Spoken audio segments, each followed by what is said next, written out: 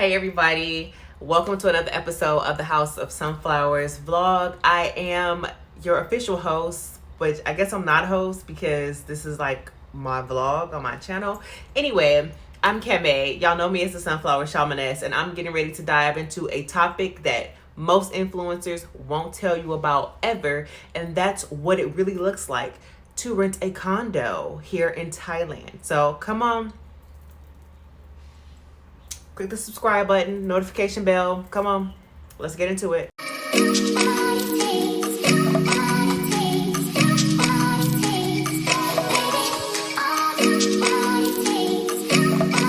First and foremost, let's get into some quick church announcements. I am making a lot of moving parts on my channel.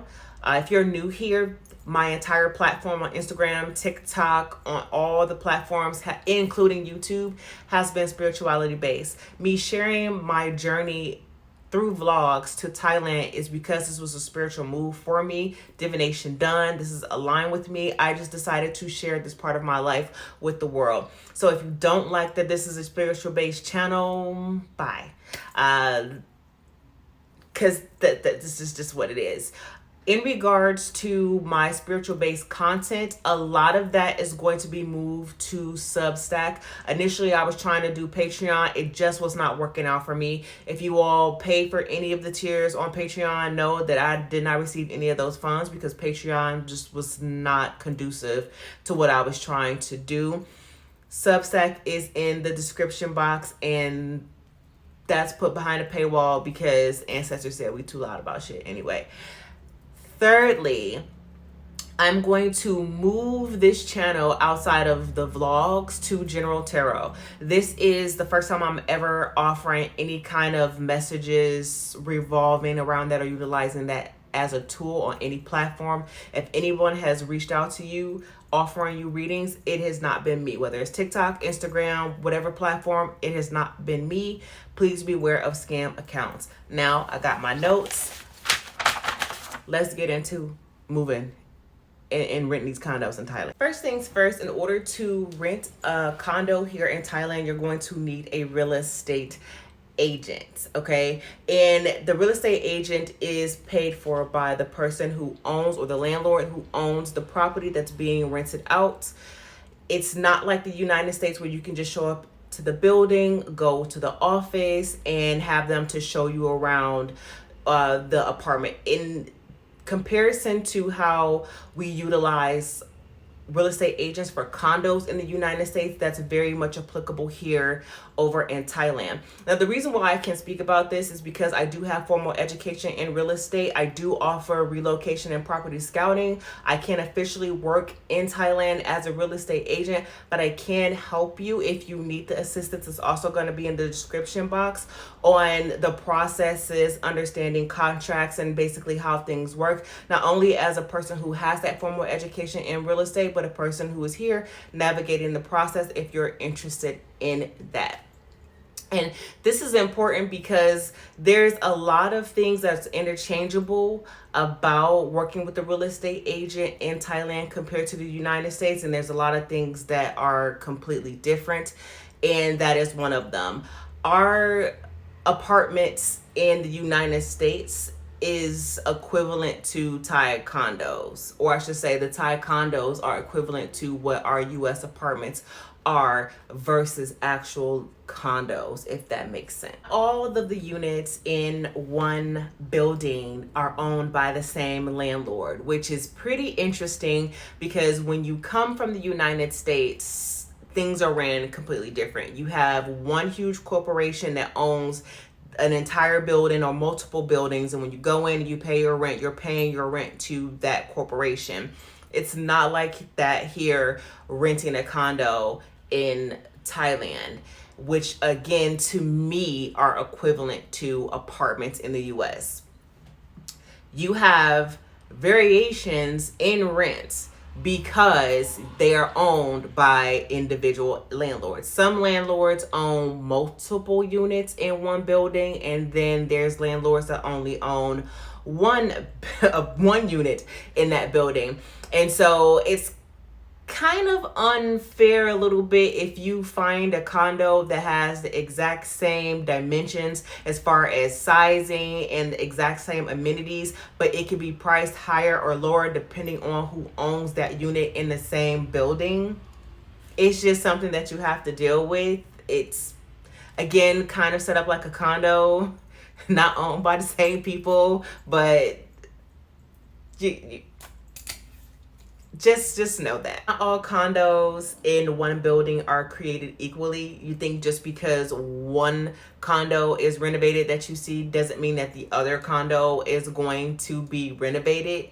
Again, it's interesting because you get that if you understand how condos work in the United States, but that's not how they run over here. Again, their condos are equivalent to our apartment buildings. So that's a little confusing, but please know that that is a very common thing. Some of them, they will have hot plates built into the counter space. Other places, there will be no hot plate. Like the place I live in now, there's no hot plate. So I have to go and purchase one because stoves aren't really a big thing over here, just like dryers aren't, because dryers is a mold issue for Thailand. It's the tropics. We're sitting right on top of the equator. I mean, you could just throw your clothes outside. Few hours they'll be dry depending on what time of year it is. You know, if it's the cooler months of the year, 1 or 2 business days, it'll be dry outside on the rack, but it's just not a common thing. Most utilities are not included.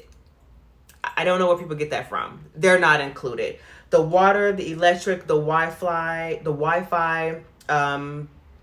are not included in the rent. Sometimes you're very lucky if you find these things are included in your rent. And if you do find that those things are included in your rent, that could be why your rent is higher depending on where you live. A negotiation in contracts is really, really big here. Something very different from the United States when it comes to living. However, I wouldn't, if you can't negotiate that into your contract, don't be upset about that because it's really not common. Depending on where you live, your water bill would be about 500 to 600 baht, which converted over into US dollars is between about $15 to $17, little change, but I'm just kind of rounding up. So about $15 to maybe $18, just to round up. And the electricity is about 2,000 to 2,500 Thai baht, which is not as cheap as people make it out to be depending on the building that you are living in, because that's roughly about $60 to $70 a month. But this also depends on your usage for both your electric and your water bill. Rental agreements start out at 1 year, but 2-year contracts are available depending on the agreement between the tenant and the landlord. The landlords typically do not like the short-term contract that leases, like the 1, 2, 3 months for those people who are on the short-term tourist visa. I can also confirm that from being over here, the short-term leases are the first to go. They're hardest to find, and you're going to find those being maybe like $500-$600 a month, depending on, the building, the amenities available, and the accessibility, because they do also, you get charged for location too. That is a consideration, especially areas like Chiang Mai, Bangkok, that are heavy in constant tourism. The cost for a unit is also going to depend on the landlord, which means it varies. From what I'm seeing with the trends, it's going to be the 2 months worth of deposit plus first month's rent. So I did some numbers on that for you all. So for example, if your rent is 13,000 baht a month, which is going to be about $385 a month, you're going to times that by 2, you're looking at $770 and some change. Then plus your first month's rent, which also is going to be the $385, you're looking at $1,155.30, which is about 39K in Thai baht. Take that into consideration. I can't reiterate more. It's going to depend on the landlord. And of course, if you like this content, like, share, subscribe, hit the notification bell. I keep forgetting to say that in my videos, but I hope that people like the content and they want to like, share, and subscribe anyway, you know? So let's move forward with this. So I want to let you know that also, like condos here in the United States, or I should say condos in the United States, the same thing applies here. Most landlords, if something breaks, it's your responsibility to fix it. You can't just call maintenance for them to come and fix it. Some landlords, and this also depends on the landlord that you have per the unit, per negotiation in your contracts, they will cover like minor fixes, or if there's any issue with the appliances up to the first 2 weeks in the apartment, and then after that, or the condo, after that, it is up to you to take care of that. So if you're someone who's moving over here on your savings, this is why I harp on TikTok a lot about like needing income, and it's more than just having savings. Like, you need to prepare for unexpected expenses, because there is a lot of them, and a lot of influencers won't tell you that you are responsible for covering these things. However, a lot of people don't know that because they've never owned a home or never owned an apartment, a condo in the United States. That very much so applies here, and that can be confusing because when you come over here and you see these buildings and you go in them, you're just like, oh, this is the condo, this looks like an apartment building, because it's same but different. Your responsibility. Water heaters are really big here because, again, things are not set up here like it is in the United States. So if your water heater goes out, you're either taking cold showers or you are contacting a technician to come and fix that for you, and that responsibility and cost. And you're a reputable technician, but that's gonna be about it. The cost of breaking your lease is going to be basically, depending on your contract, depending on the landlord, it's going to cost you your deposit. Okay, so if you're someone who's pinched for money, you don't have, that income coming in, you're only over here on your savings, that's going to eat away at the money that you came over here on. Now, there is going to be a cleaning fee at the end of your lease. Basically, if you are leaving your apartment and it's pretty much not looking like the way you moved into it, or your condo, if it's not looking the same as you moved in, they're gonna take out money out of your deposit.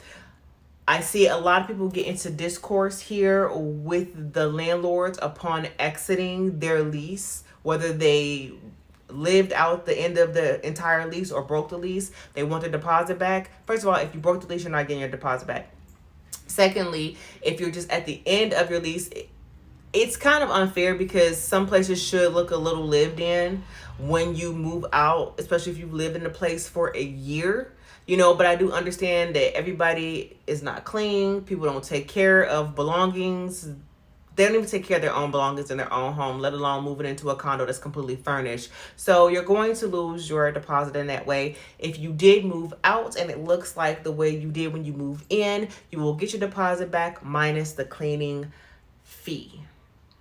I can't stress enough that you want to make sure that your apartment building not only has very good security, but also very good pest control. Now, while violent crimes isn't common over here, petty theft is. So you want to make sure that you have a good security measure. For me, in my building, I have on-site 24-hour security. It also has security cameras everywhere, and the security guards patrol the area as well as being at the front gate. Key code access, and if you don't live on that floor, you can't even scan until that floor. Amazing, especially for me, like, I'm a woman. Amazing security measures for me. Also, I want to reiterate, this is the tropics. Come on, let's get into this, because this is the tropics. Let's talk about pest control. The reason why I harp on pest control, because this is the tropics. So there's roaches, there are snakes, there are python snakes, there are mice, there are tarantulas. Now, before you panic, I want y'all to know that roaches is not something that is specific to Thailand. Roaches in general, if you have lived in humid areas, they are attracted to humid areas. I lived in Texas for over 2 years. I lived in Florida for over 10 and a half years. Florida, I was a first responder for over 10 and a half years. Basically the entire time that I was in Florida, people's houses had roaches. Okay. That is what it is. You want to inspect the condos when you are coming over here. You want to open up the cabinets, open up the closets, look at the door frames, make sure you don't see any indications of roaches.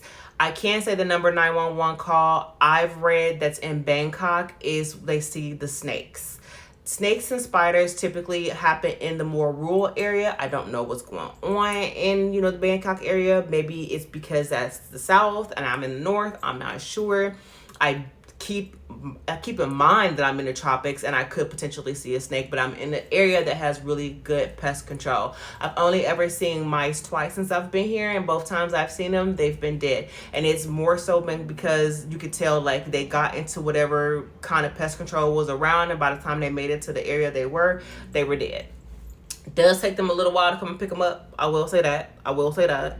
However, you want to make sure you have good pest control, and that's a general rule wherever you go. I don't think that's anything that's specific to Thailand. I think the only difference is the type of snakes and the type of lizards that are over here. They have monitor lizards. You will mostly see them on the beachy areas. Those are the cousins to the Komodo dragons, so they are big lizards. Okay, they do not eat people. They pretty much eat fruits and I think vegetations, but I have read that they bite. So it's not like, here kitty kitty.